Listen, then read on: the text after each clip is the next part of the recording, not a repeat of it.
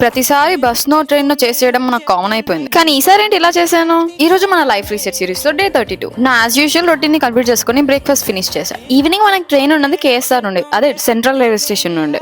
So మన Bengaluru traffic లో అక్కడ రీచ్ అవ్వాలంటే చాలా టైం పట్టింది. అందుకే మార్నింగ్ ఆఫీస్ కి త్వరగా వెళ్ళిపోయి త్వరగా రిటర్న్ అవుదాం అనుకున్నాను. కాకపోతే కళ్ళ ప్రపంచంలో వేరేస్తూ లేట్ గా లేచేసాను. ఇంకేం చేస్తాం, నా కర్మ. ఇంకా ఫాస్ట్ గా రెడీ అయిపోయేసి ఆఫీస్కి వెళ్ళిపోయాను.